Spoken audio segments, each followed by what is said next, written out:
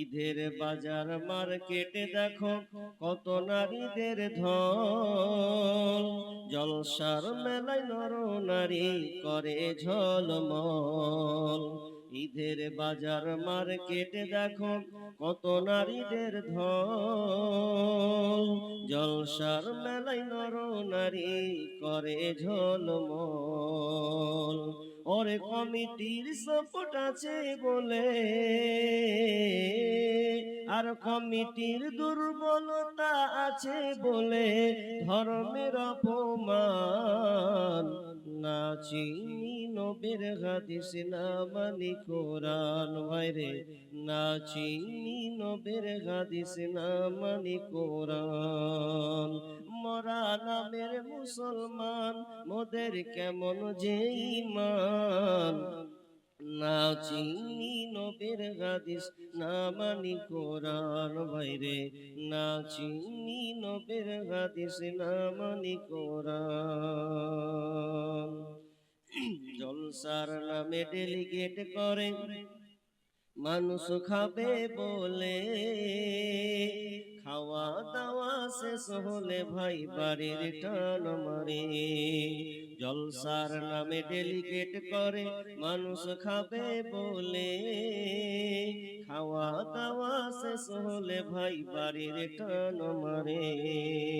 আর প্যান্ডেলের তলা করলি খালি, প্যান্ডেলের তলা করলি খালি দিনকে অপমান, না চিনি নবীর হাদিস না মানি কোরআন। ভাইরে না চিনি নবীর হাদিস না মানি কোরআন।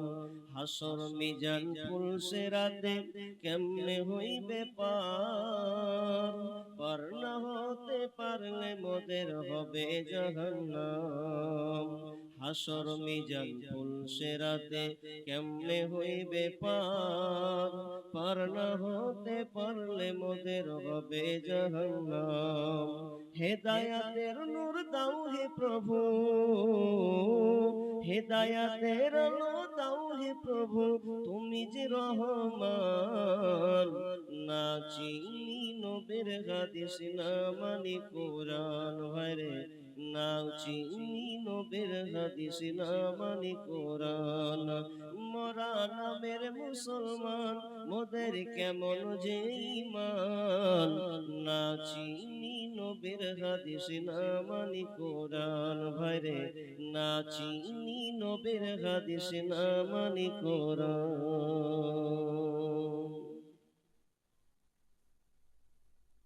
উপস্থিত সম্মানীয় সুযোগ্য আজকের জলসা স্বনামধন্য সভাপতি, মঞ্চে উপবিষ্ট ওলামা ইকরাম, দূর দূরান্ত থেকে আগত ছোট বড় দিনদার ইমানদার মুমিন ভাই সকল, ও আমার ডান দিকে বসে থাকা দিনদার ইমানদার দিনদারিতা মা ও বোনেরা,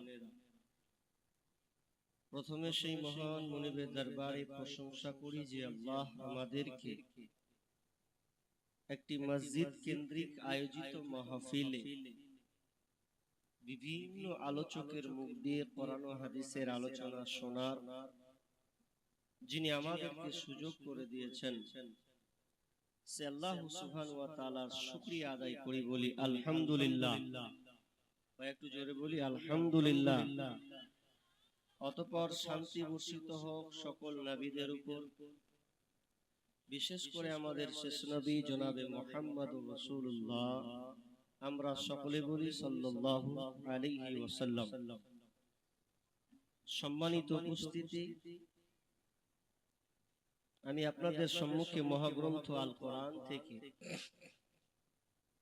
সূরা আহজাব থেকে একটি আয়াত পড়েছি এবং তিরমিজি থেকে একখানা হাদিস আমি আপনাদের সামনে পরিবেশন করেছি। এই আয়াত ও হাদিসকে সামনে রেখে আজকের আমার আলোচ্য বিষয় কিয়ামতের পূর্ব লক্ষণ। আমি আপনাদের এলাকায় গত বছর কোনো দু এক জায়গায় এসেছিলাম, আমার খুব খেয়াল হচ্ছে না, কিন্তু একটু স্মরণ হচ্ছে। ভিটিআর কিংবা বাহিন এদিকে আছে না এলাকায়? আছে। আমি 2টা জায়গায় প্রোগ্রাম করেছিলাম আপনাদের এখানে। একটা মসজিদে জালসা ছিল 2 দিনই আমাকে ইনভাইট করা হয়েছিল, আর একটাতে একদিন ছিলাম। তো আশা করছি অনেকে আমার আলোচনা হয়তো শুনেছেন। এখানে আছেন যারা আমার আলোচনা শুনেছেন, এরকম লোক আছেন কেউ? মাশাআল্লাহ, একজন তুলছে গো। আপনারা সব নতুন নাকি? সব কটা নতুন তো, বা এলাকায় তো এসেছি।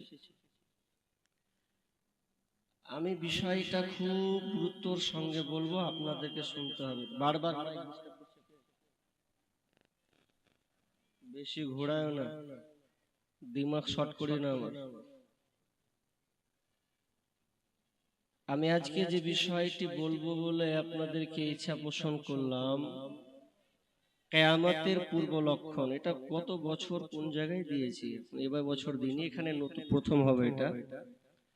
কিয়ামতের পূর্ব লক্ষণ, পৃথিবী ধ্বংস হবে, এটা আমরা সবাই জানি, কিন্তু কখন হবে এটা আমরা জানি? কেউ জানি না। তবে আবু হুরায়রা রাদিয়াল্লাহু তাআলা আনহু তিনি বর্ণনা করছেন যে আল্লাহ রাসূল বলেছেন, সূর্যের মাধ্যমে যত দিন যায় তার চাইতে সর্বোত্তম দিন হচ্ছে জুমাবারের দিন, শুক্রবার, জুমাবারের দিন। এই জুমাবারটা কত গুরুত্বপূর্ণ, আল্লাহ রাসূল বলছেন এই জুমাবারের দিনেই আদম আলাইহিস সালামকে আল্লাহ তৈরি করেছেন, বানিয়েছেন। এই দিনে আদম আলাইহিস সালামকে দুনিয়া, জান্নাত থেকে দুনিয়ায় পাঠিয়েছিলেন এই জুমাবারের দিন। এই জুমাবারের দিনে আদম আলাইহিস সালাম আল্লাহর কাছে তাওবা ইস্তিগফার করেছিলেন, ভুল ত্রুটি। আবার এই দিনেই আল্লাহ তাআলা তার আদম আলাইহিস সালামের তাওবাকে কবুল করেছেন। শুধু তাই নয়, আল্লাহ রাসূল বলছেন এই জুমাবারের দিনেই আদম আলাইহিস সালাম মৃত্যুবরণ করেছেন। বিষ্ণু বলেছেন এই জুমাবারের দিনেই পৃথিবী ধ্বংস হবে। যেদিন পৃথিবী ধ্বংস হবে সেই দিনটা হবে জুমাবার, অর্থাৎ শুক্রবারের দিন। এটা স্পষ্ট হাদিস। যখন জুমার দিন আসে তখন মানুষ এবং জিন ছাড়া পৃথিবীতে যত প্রাণী আছে, পশু পক্ষী আছে, সবাই কান্না করে। মানুষ এবং জিন ছাড়া সবাই কান্নার রোল বইয়ে দেয়, না হয় আজকে আল্লাহ তাআলা পৃথিবীকে গুটিয়ে নিতে পারেন। কিন্তু হতভাগা মানুষ, আমরা জুমার বার দিন পেলেও আল্লাহর ইবাদতে মশগুল হওয়ার চেষ্টা করি না। বেশ কয়েকদিন আগে আমি উত্তর দিনাজপুরের চোপড়া শেষের দিকে ছিলাম, কিষানগঞ্জ পার করে একটি এলাকায়। সেদিন সকালে 10:40 একটা ভূমিকম্প হয়েছিল, কিছুদিন আগে হলো না, বাংলাদেশ হয়েছে, আপনারা খবর জানেন। সেদিন ছিল জুমাবারের দিনে। তো যেদিন ভূমিকম্পটা হয় আমি অবাক হয়ে গেলাম। আল্লাহ আমাদেরকে স্মরণ করিয়ে দিয়েছেন, বান্দা একটু স্মরণ করো, পৃথিবী থাকবে না, দুনিয়ার আয়েশ আরামে তুমি ভোগ বিলাসিতায় বাস করছো, একদিন পৃথিবী তছনছ হয়ে যাবে, চুরমোর হয়ে যাবে, কিছুই থাকবে না। এ ব্যাপারে সাহাবীরা আল্লাহ রাসূলকে জিজ্ঞাসা করতেন, ইয়া রাসূলুল্লাহ, পৃথিবী কখন ধ্বংস হবে একটু বলুন, আপনার কাছে কি সেই খবর আছে?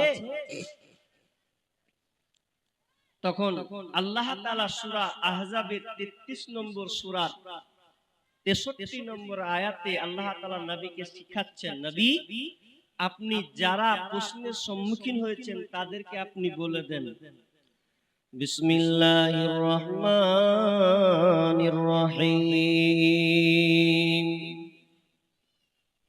ইয়াসআলুকান নাসু আনিস সাআহ কুল ইন্নামা ইলমুহা ইনদাল্লাহ وما يدرك لعل الساعة تكون قريبا।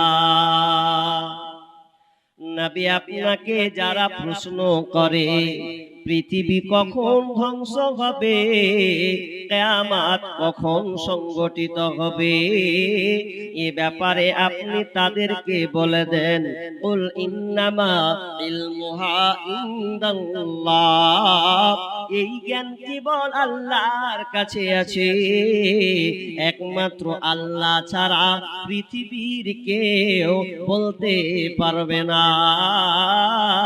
ওয়ামা ইউদরিকা লাআল্লাস সাআতা তাকুনু করিবা। তবে নবী হে, আপনি কি জেনে নেন, আপনি জেনে নিন কিয়ামত খুবই সন্নিকটে, কিয়ামতটা খুব তাড়াতাড়ি চলে এসেছে, তাড়াতাড়ি যেন চলে আসবে, এটা আর বেশি দিন দূরে নয়। বিশ্বনবী দুইটা হাদিস চট করে আগে বলে দিই। একটা হাদিসে বিশ্বনবী বলছেন, বুইস্তু ফি নাসামিস সাআ, কিয়ামতের প্রথম বাতাসেই আমাকে প্রেরণ করা হয়েছে। নবী নিজে বলছেন, কিয়ামতের প্রথম বাতাসে আমাকে তৈরি করা হয়েছে।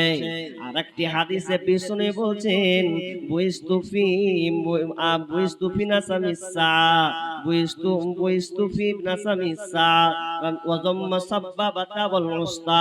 বিষ্ণু বলছেন, আমাকে আল্লাহ তাআলা আমাকে যখন দুনিয়ায় পাঠিয়েছেন, তো কিয়ামত আর আমি এই দুইটা আঙ্গুলের মতন হয়ে আছে, আমি আর কিয়ামত এই দুইটা আঙ্গুলের মতন।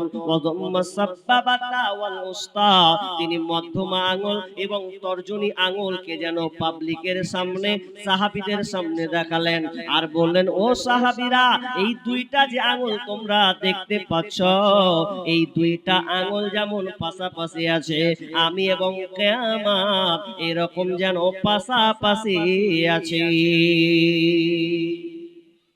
মুফাসসিরগণ ব্যাখ্যা করছেন যে এটা আঙ্গুল ছোট, এটা হচ্ছে তর্জনী আঙ্গুল, শাহাদাত আঙ্গুল, আর এটা হলো মধ্যমা আঙ্গুল। তো এর কাছাকাছি খুব মিলমিশে আছে। কেউ বলছেন যে এই মধ্যমা আঙ্গুলটা বড়, তো এইটুকুখানটাই বাকি আছে পৃথিবীটা ধ্বংস হতে, এতখানি হয়ে গেছে। আমি আলামাতগুলো আমি আপনাদেরকে বলবো, আলামাতগুলো আমি আপনাদেরকে বলবো, পৃথিবী কখন ধ্বংস হবে এটা কি করে বুঝবো। আল্লাহ তাআলা নবীর মাধ্যমে বললেন, এটা জ্ঞান আমার কাছে আছে, কিন্তু নবীকে কিছু নিদর্শন, কিছু আলামাত, কিছু গুণাবলী বলে গিয়েছেন, যেই গুণগুলো যদি তোমরা দেখতে পাও, সেই আলামাতগুলো যদি তোমরা দেখতে পাও, তাহলে জেনে নাও পৃথিবী কিয়ামত খুবই সন্নিকটে, পৃথিবী ধ্বংস হবে। পৃথিবীর অবস্থা ভালো না খারাপ, আপনারা উত্তর দেন। আপনারা তো জ্ঞানী মানুষ বসে আছেন, পৃথিবীর বর্তমান অবস্থা দেখতে ভালো না খারাপ? প্রশ্ন করেছি আপনাদের। জি, ভালো হওয়ারই তো কথা।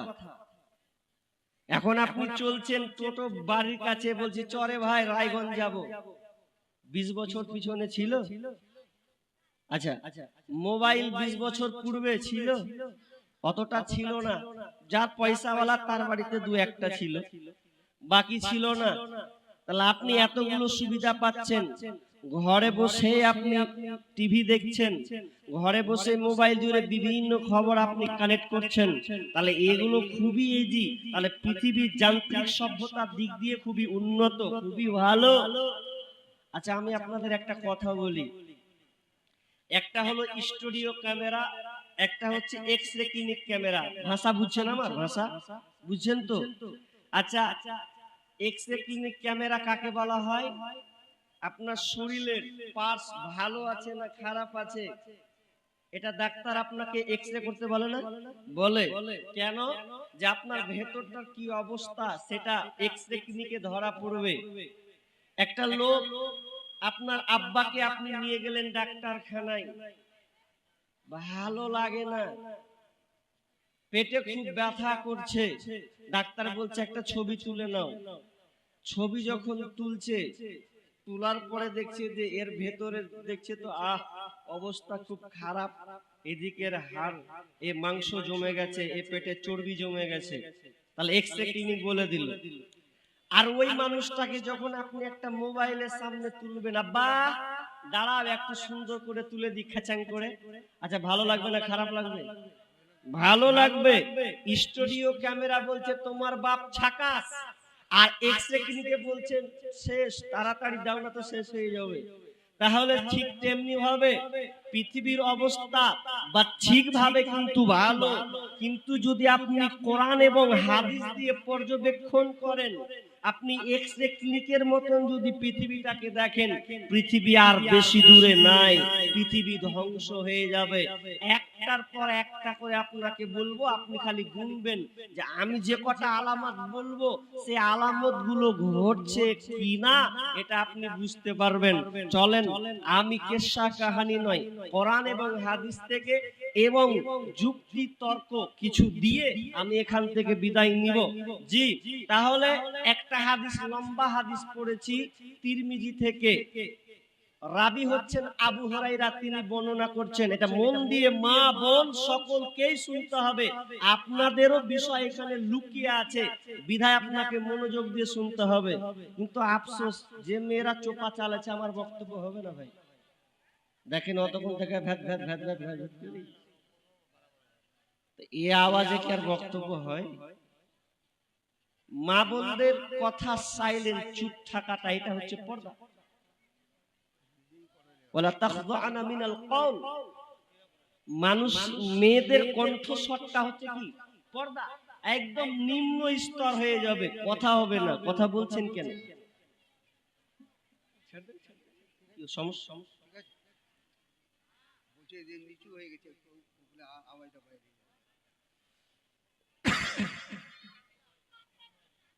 তাহলে এক নাম্বার দিয়ে ধরি, দেখেন কিয়ামতের আলামত কি কি ঘটেছে। عن أبي هريرة رضي الله تعالى عنه قال قال رسول الله صلى الله عليه وسلم, বিশ্বনবী বলেছেন, কিয়ামতের নিদর্শনাবলী তিনি হাদিসে উল্লেখ করেছেন। পৃথিবী কখন ধ্বংস হবে এর আগে তিনি অনেক আলামত বর্ণনা করেছেন। এক নাম্বার আলামত বিশ্বনবী বলেছেন, ইদা তুখিদাল ফাইয়িদু আলান, যখন তোমরা দেখবে রে জনসাধারণের মাল নেতারা লুটে লুটে খাবে, তখন তোমরা জেনে নাও কিয়ামত সন্নিকটে। আচ্ছা বলে, এটা চলছে না বন্ধ আছে? জোরে বলতে হবে, চলছে না বন্ধ আছে? চলছে, চলছে।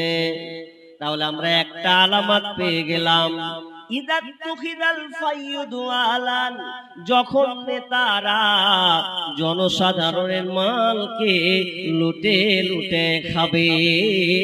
বাইতুলের মাল, আপনার কিনা ইন্দাবাসের টাকা, আবাস যোজনার ঘরের টাকা, রাস্তার টাকা, রাস্তার তহবিল গুলোকে তারা লুটে পুড়ে খাবে, তখন তোমরা জেনে নাও কিয়ামত সন্নিকটে।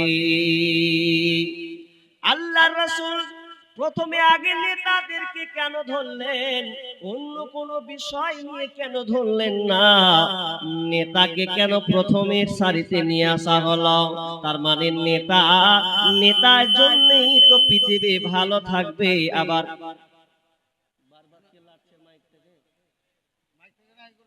ডিস্টার্ব কেন করো বারবার? আমি কি এখানে শিল্পী এসেছি নাকি? যেটা আছে ওইটাই করতে, আপনারা দৌড়ায় লাড়ালাড়ি না করেন। একটা বায়ানটা কেটে দেয়, মাইকটা বারোটা। তুমি মাইক লাড়িও না, চুপচাপ থাকো। বিশ্বনবী বললেন, ইযা তুখিদাল ফাইয়িদু আলান, যখন জনসাধারণের মাল নেতারা লুটে লুটে খাবে, এক নম্বরে কেন নেতাদেরকে ধরা হলো? কারণ নেতা যদি ঠিক হয় তাহলে সমাজ ঠিক হয়ে যাবে, আর নেতা যদি লড়বড়া হয় সমাজটা ধ্বংস হয়ে যাবে। আপনারা মাঠে গরু পুঁতে আসেন না? গরু, জি, খুঁটা দিয়ে গরু পুঁতে আসেন না? খুঁটা বুঝেন আপনারা? খুঁটা, আচ্ছা, খুঁটা যখন পুঁতে, তো খুঁটা পুঁতে দেওয়ার পর গরুটাকে দড়িতে বেঁধে দেয়, চারদিকে ফসল। এখন কৃষক যদি বা এক বাড়ির গার্জেন একজন গেল মাঠে, রাখাল পুঁতে এলো, আচ্ছা বলেন খুঁটা যদি লড়বড়া হয়, ঢিল ঢাল হয়, আচ্ছা গরুটা থাকবে না অন্য জনের ভুঁয়ে মুখ দিবে? মুখ দিবে, ওটা 100%। আর খুঁটা যদি মজবুত হয়, শক্ত হয়, তাহলে ও গরু কারো ভুঁয়ে মুখ লাগাতে যাবে না। ঠিক তেমনি ভাবে নেতা যদি মজবুত হয়, নেতা যদি শক্ত হয়, ন্যায়পরায়ণ নেতা যদি হয়, তাহলে সমাজটা ঠিক থাকবে। কিন্তু আজকে বর্তমানে দেখেন, আজকে যত রকমের নেতা আছে, আমি কারো নাম নেব না, মেম্বার বলেন, প্রধান বলেন, এমএলএ এমপি বলেন, মন্ত্রী বলেন, এরা যেন সমাজে অচল হয়ে গেছে। জনসাধারণের মালকে, গরিবের ফান্ডের টাকাকে এরা লুটে লুটে যেন ভরে নিছে, গরিবের হককে যেন তারা মেরে খাচ্ছে। আল্লাহ রাসূল বললেন, ওরে পৃথিবীর মানুষ, তোমরা জেনে নাও, যখন তোমরা দেখবে জনসাধারণের মাল নেতারা যখন লুটে লুটে খাবে, তখন তোমরা জেনে নাও কিয়ামত সন্নিকটে, পৃথিবী ধ্বংসের মুখে। এটা তো বর্তমান নেতাদের নেচার। সাহাবীরা, আল্লাহ রাসূলের যুগের নেতাগুলো, আল্লাহ রাসূল কেমন ছিলেন, তারা কি ধরনের নেতা ছিলেন, এটা যদি বলি তাহলে আপনি বুঝবেন যে কতটা ডিফারেন্স, কতটা পার্থক্য হয়ে গেছে। নবীর জামানায় আল্লাহ রাসূল একজন সাহাবীকে এত ঈমানদারি করেছিলেন। আমিরুল মুমিনিন উমর বিন খাত্তাব রাদিয়াল্লাহু তাআলা আনহু, এরা কেমন নেতা ছিলেন। আমিরুল মুমিনিন একটা গভীর রাত হলে তার দায়িত্ব ছিল, তিনি ভাবতেন মানুষ ঘুমাবে, আর ঘুমানোর সময় আমি মদিনার দিকে টহল দেব, কে কোনো অবস্থায় আছে কিনা, কোনো বিপদে পড়ে আছে কিনা। কারণ আমি হয়েছি আমিরুল মুমিনিন, 18 বর্গ মাইলের খলিফা। আল্লাহ তাআলা যেন আমাকে কিয়ামতের মাঠে যেন আমাকে না ধরে, যেন আল্লাহর কাছে আমাকে জবাবদিহি না করতে হয়। এই জন্য তিনি প্রতিদিন যখন টাইম পেতেন, রাতের বেলায় টহল দিতেন, ঘুরে বেড়াতেন, কোন কেউ মুসিবতে আছে কিনা। মদিনা থেকে একটু দূরে একজন মহিলা, বুড়ি মা, ঘরের ভেতরে যেন আছেন, খুব কষ্টের সঙ্গে আছেন। আমিরুল মুমিনিন একটু নড়া দিলেন, আওয়াজ করলেন, এ ভেতরে কে আছে? বুড়ি মা। আর বুড়ি মা বারবার নানত দিচ্ছে, যেন খলিফা যেন ধ্বংস হয়ে যায়, উমার যেন ধ্বংস হয়ে যায়, উমারের উপরে নালত। এই রকম যখন কথা বলা, বুড়িমার কথা শুনে বুড়িমার ভেতরে গিয়ে বলছেন, ওগো আমার বুড়িমা, আপনার কি সমস্যা হয়েছে? তো বলছে, আমি একুরি মেয়ে, আমার স্বামী নাই, আমার দেখভাল করার কেউ নাই, অথচ আমি এমন একটা মুসিবতের মধ্যে পড়েছি, আমি কষ্টের মধ্যে আছি, আমার খাবার জুটে না, আমি কত কষ্টের মধ্যে আছি। অথচ আমিরুল মুমিনিন উমার যে নেতা হয়েছে, দেশের প্রেসিডেন্ট হয়েছে, অথচ আমার দেখভাল সে করলো না, এ একে আমি ছাড়ব না, কিয়ামতের দিন জবাবদিহি করতে হবে। যখনই এই কথা বলা আমিরুল মুমিনিন ভয়ে ভীত সন্তুষ্ট হয়ে গেলেন। এবার বুড়িমাকে বলছেন, ওগো মা, খবরদার এ কথা বলেন না, বলেন আপনাকে কি দিতে হবে, কি আপনার অসুবিধা, আপনি যে নালদ করলেন, অভিযোগ যে আপনি দিলেন, বলে তো বুড়িমা, কত দিরহামের বিনিময়ে আপনি আমিরুল মুমিনকে ক্ষমা করে দেবেন। বুড়িমা বলছে, অন্তত 25 দিনার অথবা 25 দিরহাম আমাকে কিন্তু দেওয়া লাগবে। বলছে, বলো বুড়িমা, যদি তোমাকে 25 দিনার কিংবা দিরহাম দেওয়া হয়, তাহলে কি তুমি আমিরুল মুমিনকে ক্ষমা করবে কিনা? তুমি তাকে ক্ষমা করবে কিনা? বলো বলো বলো। বুড়িমা বলছেন, বেটা রে, যা, আমি আমিরুল মুমিনকে ক্ষমা করে দিলাম, যদি আমাকে এর কিছু বিনিময়ে আমাকে দিয়ে দেয়। আমিরুল মুমিন আর থাকতে পারলেন না, গেলেন আপনার কিনা রাজা বাদশাহ, তিনি তার বাইতুল মাল থেকে ওই বুড়ির মায়ের কাছে নিজে যেন নিয়ে আসলেন আর বললেন, বুড়িমা, আপনি নিয়ে নিন, এটা আপনাকে 25 দিনার বিনিময়ে, এবং তুমি যে নালদটা করেছিল ওটা ফিরিয়ে নেওয়ার বিনিময়ে আমি তোমাকে এই মালগুলো দিয়ে দিলাম। বুড়িমা, তুমি আমার মাথায় হাত রেখে দোয়া দাও, তুমি আমার জন্য দোয়া দাও, কেননা আমি হলাম উমার। যখনই বলা বুড়িমা থরথর করে কাঁপতে লেগেছেন। আহারে, আমি কেমন লোককে নালদ দিতে গেলাম, তিনি তো আমার খোঁজ নিতে এসেছেন, কেমন যেন তিনি নেতা। না না, আমার ভুল হয়ে গেছে। আমিরুল মুমিন কাঞ্চার বলছে, মা গো, তুমি যদি আমাকে ধরা না দিতে, তাহলে এই হিসাবটা আমাকে কাল কিয়ামতের ময়দানে আমাকে জবাবদিহি করতে হতো গো মা। অতএব না, তুমি যেটা করেছো ঠিক করেছো, তুমি আমার জন্য দোয়া দাও। এই বলে তিনি যেন কাঁদতেন আর আল্লাহকে বলতেন, আল্লাহ, তুমি আমাকে দেশের গভর্নর বানিয়েছো, আল্লাহ, তুমি আমাকে কাল কিয়ামতের মাঠে কোনো বিষয়ে যেন জবাবদিহি না করতে হয়। তারা কেমন নেতা ছিল? ভয়, সব সময় ভয় তাদের মধ্যে কাজ করত। আর আজকে মেম্বার, প্রধান, ক্যাশিয়ার, এমএলএ, এমপি, মন্ত্রী, কারো যেন মাথা ব্যথা নাই যে আমার বিরুদ্ধে যদি কোনো গরিব একবার কিছু বলে দেয় বিচারের মাঠে, তাহলে আমার কি হবে, এটা নিয়ে একজনও কারো মাথা ব্যথা নাই। যদি টেনশন থাকতো, তাহলে বলে দিচ্ছি আপনাকে, কোনো মেম্বারের সম্ভব ছিল না যে একটা গরিবের পায়খানা ঘর খায়। আমাদের মুর্শিদাবাদে, আমি অনেক জায়গায় বলেছি কথাটা, আমাদের মুর্শিদাবাদে মেম্বার প্রধানেরা গরিবের পায়খানা পর্যন্ত খায়। আপনার এদিকে পায়খানা খায়? আমাদের মুর্শিদাবাদের মেম্বার প্রধানেরা গরিবের পায়খানা শুদ্ধ খায়।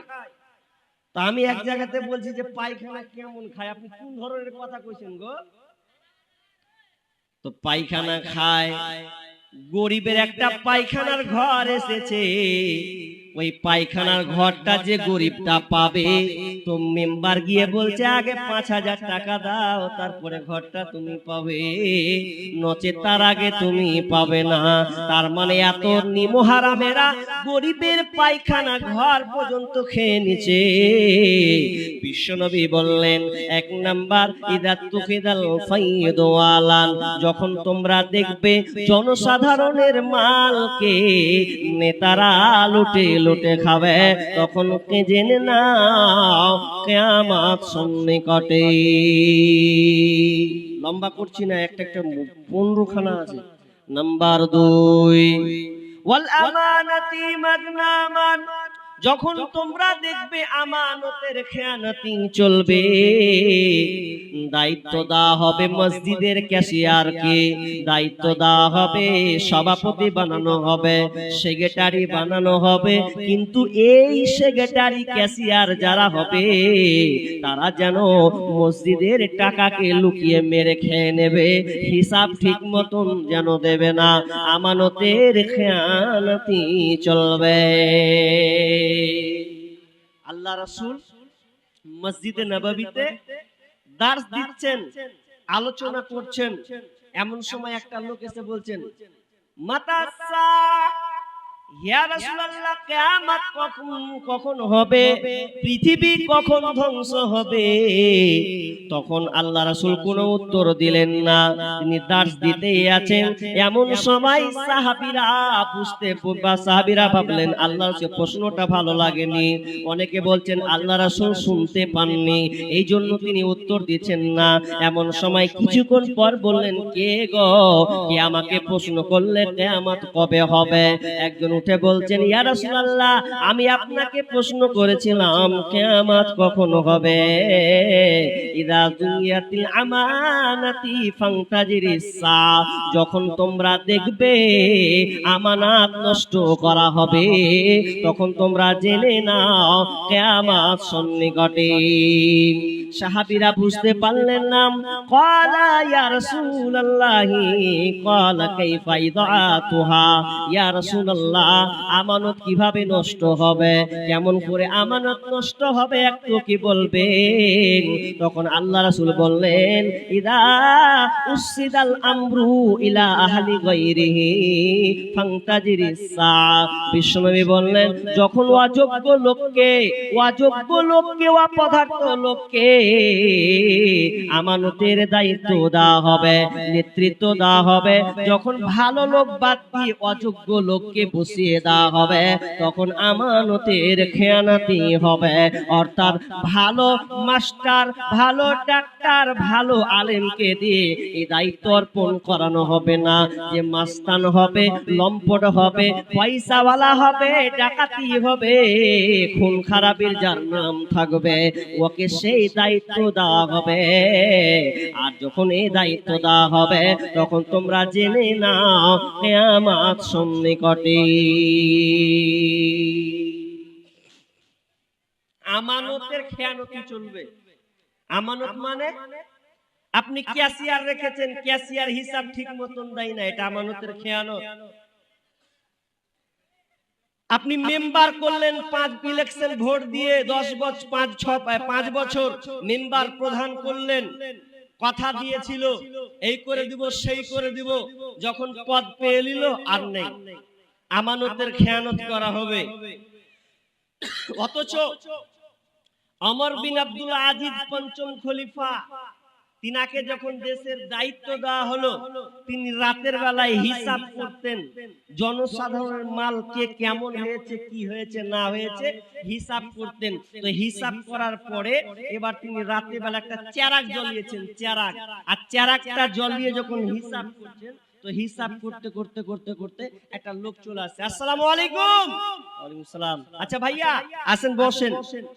এবার যেমনই বসা, ওমর বিন আব্দুল আজিজ চেরাগটাকে নিভিয়ে দিয়ে আরেকটা চেরাগ জ্বালিয়ে দিলেন।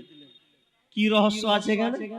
একটা চেরাগ জ্বললো, ওটাকে নিভিয়ে দিল, যে আরেকটা চেরাগ জ্বালিয়ে দিলে লোকটা এবার বুঝতে পারে না, তখন বলছেন, আমিরুল মুমিনিন, আমি যখন আপনার বাড়িতে প্রবেশ করলাম, তখন আপনি চেরাগ জ্বালিয়ে হিসাব করছিলেন, তো ভালোই তো ছিল, কিন্তু আমি যখন ঢুকলাম, আপনার বাড়িতে আসলাম, তখন আপনি চেরাগটাকে নিভিয়ে দিলে, আরেকটা চেরাগকে আপনি জ্বালিয়ে দিলেন, এটা কারণ কি?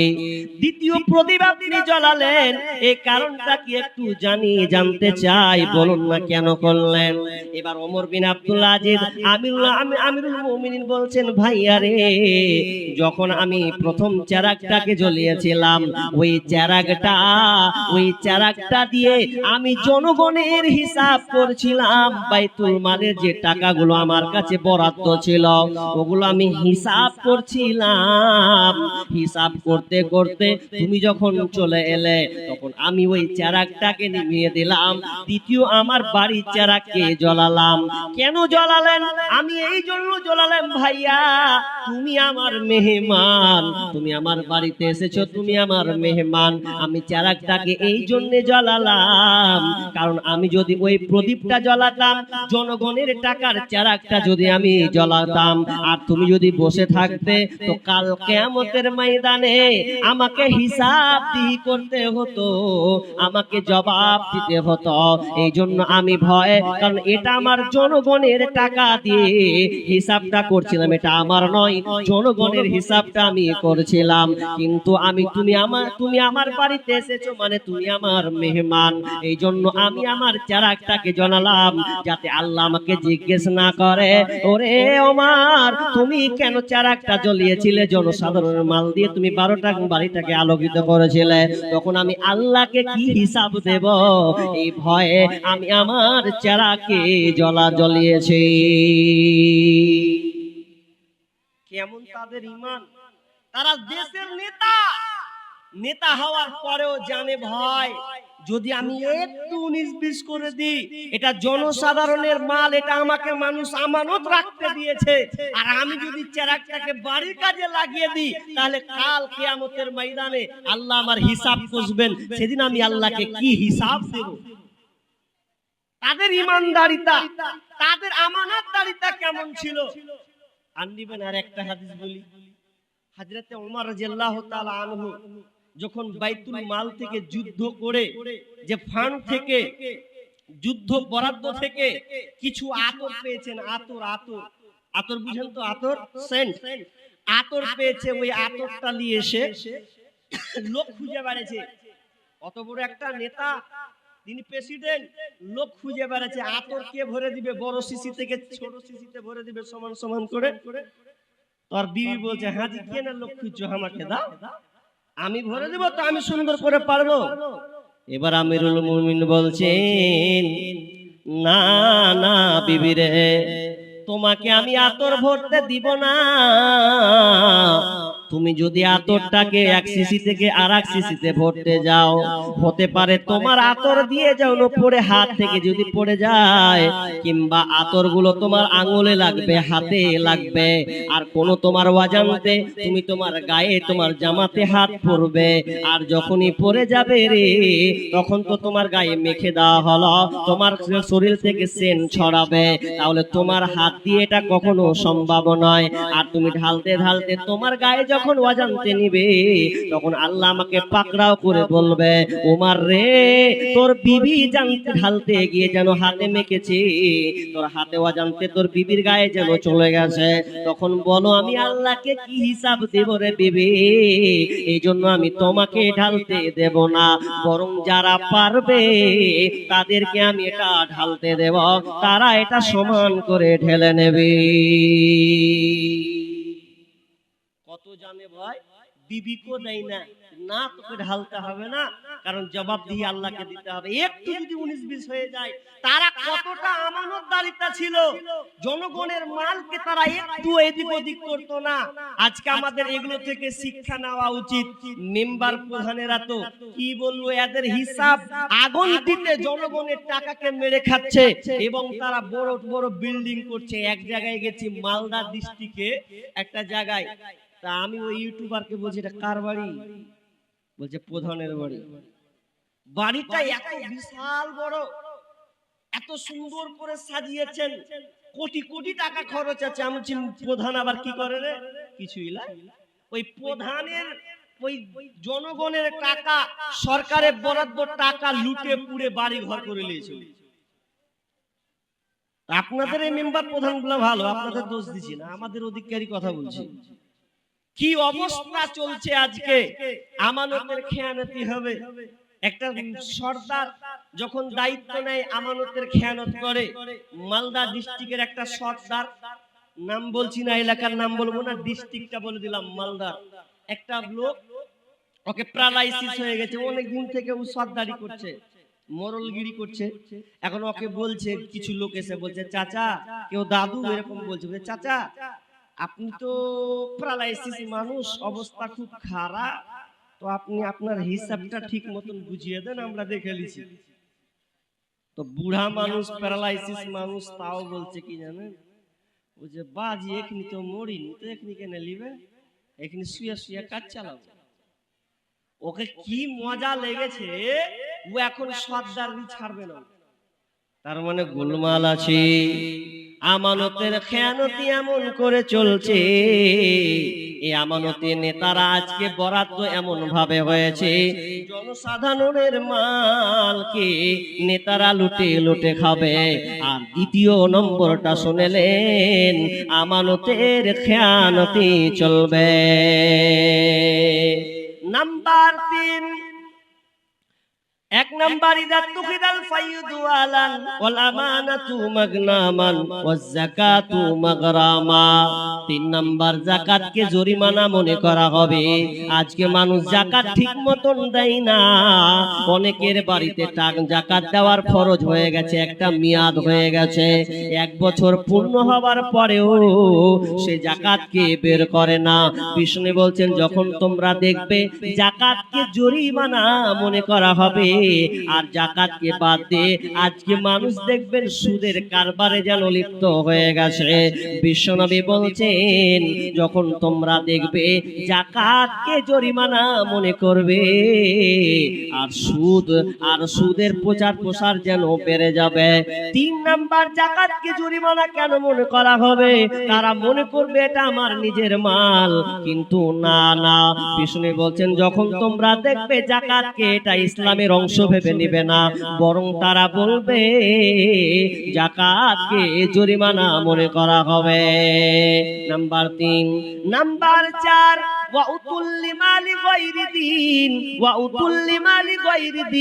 দিনকে বাদি রেখে দুনিয়ার শিক্ষার প্রসার বাড়বে।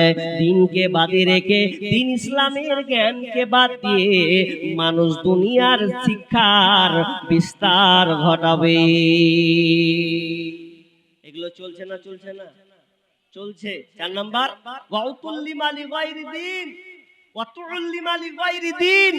দিনকে বাদি রেখে ইসলামের শিক্ষাকে বাদ দিয়ে দুনিয়াবি শিক্ষার প্রসার বাড়বে। এটা চলছে না? চলছে না? একজন খ্রিস্টান, নাম তার টেলকার নাকির, তিনি 2002 সালে একটা বক্তব্য দিয়ে গেছিলেন কলকাতার মাঠে। তিনি বলেছিলেন 2টা কথা, যদি মানুষ তাড়াতাড়ি বড়লোক হতে চায় তাহলে যেন 2টা ব্যবসা যেন তাড়াতাড়ি করে। মানুষ যদি তাড়াতাড়ি বড়লোক হতে চায় যেন 2টা ব্যবসা কাজ করে। কি কি? এক নাম্বার হচ্ছেন দুনিয়াবি শিক্ষা, অর্থাৎ প্রতিষ্ঠান। দুনিয়াবি শিক্ষার একটা প্রতিষ্ঠান যদি কেউ স্কুল, একাডেমি, ইউনিভার্সিটি, কলেজ এগুলো তৈরি করতে পারে, তাড়াতাড়ি বড়লোক হবে। আর একটা তিনি কথা বলে গেছিলেন, মেডিকেল, হসপিটাল যদি মানুষ তৈরি করে তো তাড়াতাড়ি বড়লোক হবে। এটা বাস্তবতার সঙ্গে মিল আছে না নাই? আছে। টেলকার নাকির বলছেন যে এই 2টা ব্যবসা যদি মানুষ করে তো তাড়াতাড়ি বড়লোক হবেই। কারণ একটা মেয়েকে, একটা ছেলেকে যখন স্কুলে, একাডেমিতে ভরছে, প্রথমে বলছে 5000 অ্যাডভান্স, 5000 লাগবে আগে ভর্তি দিয়ে, বই টই কিনতে গিয়ে 2-4 হাজার 5,000 লাগে না? লাগে। মাসে 1-2 হাজার। আমার তো আবার 2টা ছেলে, একটা ছেলেকে মাসে মিনিমাম 4000 টাকা লাগে, একটাকে লাগে 2000 টাকা। তাহলে কত গেল ভাই? 6000 চলে গেল। খালি এমনিতে লাগলো ওটা। তাহলে আমার যদি হয় তাহলে আপনারও আছে। এই খরচগুলো মানুষ দুনিয়াবি শিক্ষার পেছনে ঘুরবে, কিন্তু দিন ইসলামকে, ইসলামী শিক্ষা, কোরআনী শিক্ষাকে মানুষ ভুলে যাবে। এটা হচ্ছে না? হচ্ছে না? এখন আপনি ক্যালকুলেশন করুন, আপনার বাড়িতে 4টা সন্তান আছে, কটা সন্তান কোরআন পড়ে মাদ্রাসায় পড়েছে আর কটা সন্তানকে আপনি স্কুলে দিয়েছেন? দেখেন, আপনি হাদিসগুলো মিলান। বিশ্বনবী বলছেন, মানুষ দিনকে বাদি রেখে, দিন ইসলামী শিক্ষাকে বাদ দিয়ে দুনিয়াবি শিক্ষার পেছনে মানুষ ঘোরাঘুরি করবে। আর যখন দুনিয়াবি শিক্ষার পেছনে যখন মানুষ ঘুরবে, তখন 2-3টা আরো যেন আলামত তাড়াতাড়ি ঘটতে থাকবে। তার আগে এটা বলেনি, বিশ্বনবী বলছেন মানুষ কোরআনকে শিখবে না, দুনিয়ার পেছনে মানুষ শিখবে। আপনার এলাকায় যদি 1 একটা মাদ্রাসা থাকে তাহলে 10খানা একাডেমি হয়ে বসে আছে। দুনিয়ার মানুষ এমন একটা জামানা আসবে রে, ছেলেকে মাস্টার বানাবে, ডাক্তার বানাতে চাইবে, প্রফেসর বানাতে চাইবে, উকিল বানাতে চাইবে, ব্যারিস্টার বানাতে চাইবে, কিন্তু একটা কেউ আলেম বানাতে চাইবে না। আর দ্বীনি শিক্ষার পেছনে খরচাও করবে না। দেখেন আমাদের কত মন মানসিকতা খারাপ। চারটা বেটা, একটা বেটা যদি বদমাশ হয়, বদমাশ টাইপের হয়, একটু খারাপ নজরে হয়ে যায়, তাহলে যে ছেলেটার একটু হাত ভাঙা, এক চোখ কানা, মেধাবী ভালো নয়, ওই ছেলেটাকে যেন মাদ্রাসাতে দেয়। আর যে ছেলেটা ভালো বিচক্ষণ, ওই ছেলেটাকে স্কুলে দেয়। মাদ্রাসার ছেলেকে যখন পড়তে যাও, ওকে বলে আব্বা 20টা টাকা দাও। তুই কি করবি? মাদ্রাসায় পড়তে তুই পেছনে কি করবি? তো খাবি 3 বেলা। আর স্কুলের ছেলে যদি হয় আব্বা স্কুল যাব, ও ভ্যান গাড়িতে চড়বে, এখন টো করে পোল্ট্রির মুরগির মতন যাবে, ও ধরবার বার করবে। ওকে যদি বলে কত লাগবে রে বাপ, তো যে 100 টাকা, বাপ আর কিছু মনে করবে না, ওই 100 টাকা ভাকাম করে দিয়ে দিলে। আর এই মাদ্রাসার ছেলে যদি হয়, ওকে বলে 20 টাকা দিয়ে খাগা, 5 টাকা খাবে, 7 দিন হিসাব করবি, ব্যাস। এটা হচ্ছে বর্তমান শিক্ষা ব্যবস্থা। শুধু তাই নয়, আপনার ছেলে যখন মাধ্যমিক পরীক্ষা দেয়, তার জন্য আপনি 1টা 2টা 3টা পর্যন্ত টিউশনি ব্যবহার করেন, করে কি করেন না? কিন্তু একটা ছেলে কোরআন পড়তে পারে না, আপনার মাথায় একবারও বলে না যে আমার সন্তানকে কোরআন পড়াবো। আপনার কেমন মানসিকতা দেখেন। আপনি ছেলেকে যখন স্কুলে পড়াচ্ছেন, আপনি মাস্টারকে বলছেন স্যার আমার ছেলেটা যেন ভালো করে পড়াশোনা করে, মাধ্যমিক রেজাল্ট যেন ভালো করে পড়ে, দরকার হলে 2টা কেন 3টা টিউশন দেব, মাসে কত লাগবে? তো 500 500 500 1500 করে লাগবে, কোনো অসুবিধা নাই, 1500 টাকা দিতে আমার কোনো অসুবিধা নাই। কিন্তু যদি একটা ছেলেকে একটা ইমামের কাছে নিয়ে যাওয়া হয়, কোনো ইমাম, কোনো মসজিদের খতিব, কোনো হুজুর যদি পড়ায়, কোরআন শিক্ষা দেয়, আর যদি জিজ্ঞাসা করা হয় হুজুর আপনি ক টাকা নেবেন, হুজুর যদি বলে 300-400 টাকা, 400 টাকা নিবে, বেশি হয়ে যাচ্ছে না? 1-150 টাকা নিবে তো হয়ে গেল, 400 টাকা নিবেন আপনি?